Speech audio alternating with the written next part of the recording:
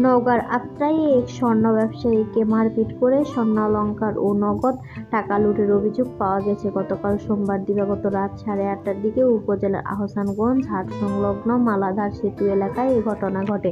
ভুক্তভোগী ব্যবসায়ীর দাবি, ডাকাতেরা তার কাছ থেকে 15 ভরি স্বর্ণ অলংকার, 300 ভরি চাঁদির অলংকার ও নগদ 2 লাখ টাকা লুট করে নিয়ে গেছে। ডাকাত দলের রডের আঘাতে নান্টু পরামানিক, বয়স 40 বছর নামের ওই স্বর্ণ ব্যবসায়ী গুরুতর আহত হয়েছে। তার বাড়ি উপজেলার দারিয়াগাতি গ্রামে। তিনি বর্তমান উপজেলা স্বাস্থ্য কমপ্লেক্সে চিকিৎসাধীন।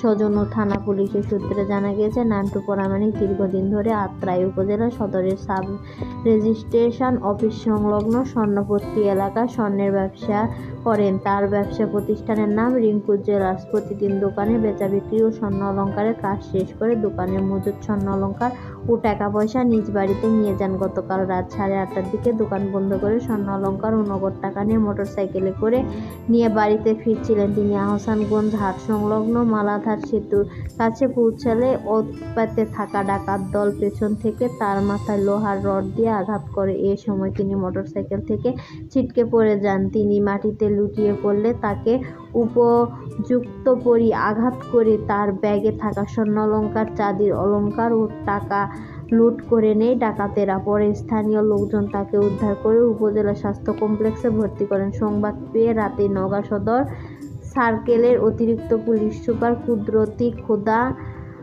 আত্রাই থানার ভারপ্রাপ্ত কর্মকর্তা ওসি মোহাম্মদ শাহাবুদ্দিন ঘটনাস্থলে পরিদর্শন করেন।